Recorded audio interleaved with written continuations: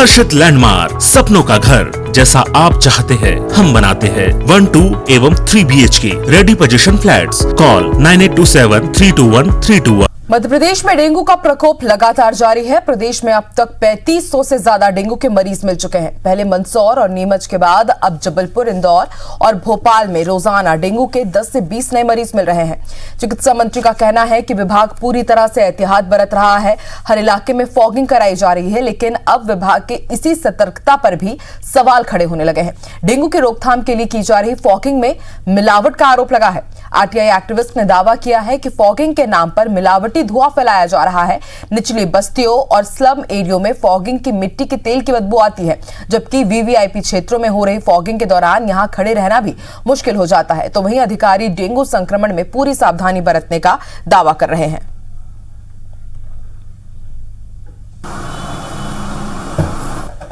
हमारी पूरी स्थिति नियंत्रण में है, कहीं कोई दिक्कत नहीं है। दोनों स्तर पर काम हो रहा है कि डेंगू का संक्रमण ना फैले, उसके लिए जन जागरण भी हो। नगरीय विकास मंत्रालय, ग्रामीण विकास मंत्रालय ये सुनिश्चित कर रहा है कि कहीं भी डेंगू का लार्वा इकट्ठा ना हो, और उसके साथ साथ यदि डेंगू होता है तो उसके इलाज की भी समुचित व्यवस्था है। कि नगर निगम भोपाल पुराने क्षेत्रों में तो जो सामग्री डेंगू बचाव के लिए जो छिड़काव किया जाता है वो जो है मिलावटी जैसा उपयोग कर रही है। वहीं पाश कॉलोनियां, 4 इमली, गुलमोहर जो बड़े वीवीआईपी क्षेत्र हैं, यहाँ पर एक्चुअल सॉल्यूशन उपयोग किया जा रहा है।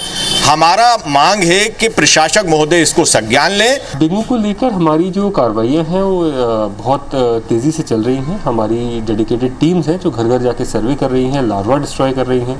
पूरे शहर में बड़े वाहनों से मध्यम रेंज के वाहनों से लगातार फॉगिंग की जा रही है, और मुझे उम्मीद है कि इस सब को करते हुए हम लोग इसको वृहद रूप न लेने दें, ऐसा सुनिश्चित कर पाएंगे। वहीं कुछ ऐसे ही हालात छत्तीसगढ़ में भी हैं। रायपुर में डेंगू के मरीजों की संख्या बढ़कर 426 तक जा पहुंची है। इधर सरकारी विभागों में भी लापरवाही जारी है। सरकारी विभागों में ना तो कूलर का पानी खाली कराया जा रहा है और ना ही बारिश का जो पानी जमा हुआ है उसकी साफ सफाई हो रही है, जबकि बीमार कर्मचारियों में सरकारी कर्मचारी भी शामिल है। यही हाल रायपुर के मेडिकल कॉलेज का भी है। यहाँ तो पिछले 2-3 सालों से कूलर का मेंटेनेंस ही नहीं किया गया है। इन कूलरों में मच्छर पनप रहे हैं। छात्रों ने कई बार डीन और डीएमई को व्यवस्था बनाने के लिए पत्र भी लिखा है। हर बार छात्रों की मांग को टाल दिया जाता है। ऐसे में जब छात्र बीमार होते हैं तो व्यवस्था बनाने की जगह बीमार छात्रों को छुट्टी देकर घर भेज दिया जाता है। इधर रायपुर में मिले स्वाइन फ्लू के मरीजों ने स्वास्थ्य विभाग की चिंता बढ़ा दी है। फिलहाल स्वास्थ्य विभाग ने मरीजों के इलाज के साथ ही कॉन्टैक्ट ट्रेसिंग करने को कहा है।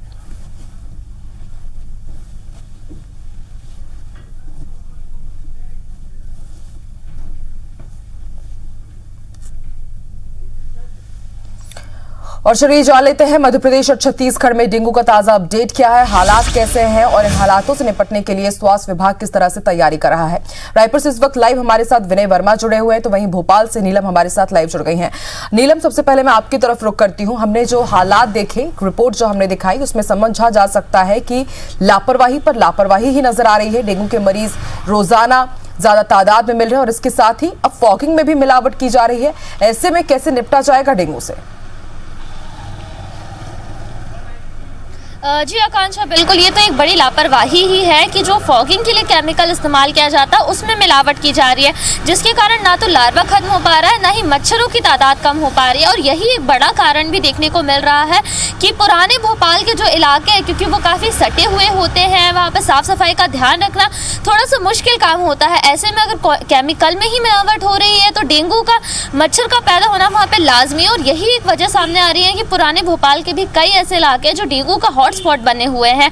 भोपाल में अगर हम अब तक बात करें तो 325 मामले सामने आ चुके हैं और सितंबर महीने में ज़्यादा तादाद में सामने आए हैं। और अगर हम पिछले सालों की तुलना में देखें तो ये आंकड़ा इस सीज़न में बहुत ज़्यादा नज़र आ रहा है। हालांकि स्वास्थ्य विभाग की टीमें जो है वो दावा तो कर रही है कि हम सर्वे करके लार्वा को खत्म करने का काम कर रहे हैं। नगर निगम की टीमें दावा कर रही है कि हम चालानी कार्रवाई कर रहे हैं। लगातार ये जानकारियाँ दी जा रही है कि 50 से लेकर 60 घरों में लार्वा को खत्म कर चालानी कार्रवाई की जा रही है। है, लगातार टेस्टिंग की जा रही है, पर जो मामले मिलने की संख्या वो अब रोजाना 10 से 20 के बीच में हो गई है। राजधानी भोपाल में तो ये अलार्म है कि 10 से नीचे मामले ही नहीं जा रहे हैं। रोजाना 10, 12, 15, 19, 18 इस तरीके के मामले सामने आ रहे हैं। और वहीं मध्य प्रदेश के जो बड़े शहर जहाँ पे पहले स्थिति काफ़ी कुछ नियंत्रण में थी, वहाँ पे स्थिति बिगड़ती हुई नज़र आ रही है। हम चाहे फिर इंदौर की बात करें या ग्वालियर या जबलपुर की, सबसे ज़्यादा प्रभावित देखा जाए तो जबलपुर, और जबलपुर में अगस्त महीने से ही केस बढ़ना शुरू हो गए थे और अब तक वहाँ पे इस स्थिति को नियंत्रण में नहीं किया जा सका है।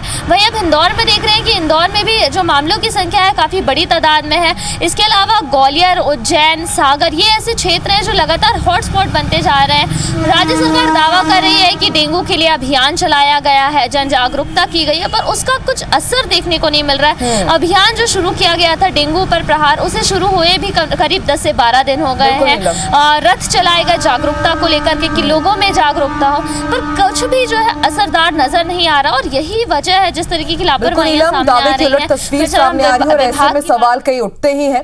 आप बने रहिए हमारे साथ। विनय की तरफ रुख लेते हैं। विनय, रायपुर की भी तस्वीर हमने अपने दर्शकों को एक रिपोर्ट के जरिए दिखाई। यहाँ पर डेंगू के मरीज रोजाना मिल तो रहे हैं और इसके साथ ही जो स्वास्थ्य विभाग की तरफ से लापरवाही की जा रही है कि वहां जो कूलर रखे हुए वहां पर ही 1.5-2 साल से मेंटेनेंस नहीं हुआ है और ऐसे में जब वहां के स्टूडेंट्स है वो बीमार पड़ते तो उन्हें छुट्टी दे दी जाती है, लेकिन व्यवस्था कुछ नहीं की जा रही है।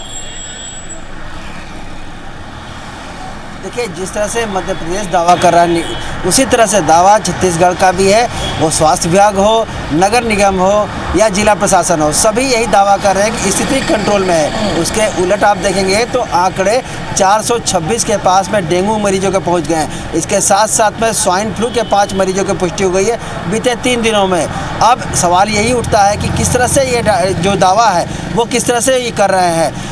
जो ये दावा किया गया है कि घर घर जा कर के हम जो सफाई है वो करवा रहे हैं, कूलर की साफ़ कर रहे हैं और जो जमे पानी है उनकी साफ़ सफाई हो रही है, लोगों पर चलानी कार्रवाई हो रही है। लेकिन उसके उलट जो सरकारी कार्यालय है वो नगर निगम के जोन ऑफिस हो, शिक्षा विभाग के कार्यालय हो, कलेक्ट्रेट हो, और इनमें जो लंबे समय से जो पानी निकासी की व्यवस्था बनानी थी वो नहीं बन पाई है। जो तस्वीर दिखा रहे थे मेडिकल कॉलेज की दिखा रहे थे, वहाँ पर कई सालों से लड़के जो छात्र हैं वो PG हो, UG हो, सभी बार बार डीन DME को पत्र लिख चुके हैं कि यहाँ व्यवस्था बनाई जाए। लेकिन उसके बावजूद भी व्यवस्था बनाने के बजाय जब छात्र बीमार पड़ते हैं तो उनको घर भेज दिया जाता है, उनको इलाज भी नहीं मिलता है। और ऐसे में अगर स्वास्थ्य विभाग में ये बड़ी लापरवाही होगी, जिला प्रशासन में बड़ी लापरवाही होगी, जो नगर निगम में बड़ी लापरवाही होगी, तो घरों में किस तरह से जो कार्यक्रम है वो किस तरह से चलेगा, ये एक बड़ा सवाल है। और इसी कारण से 426 मरीजों की पुष्टि है वो हो चुकी है।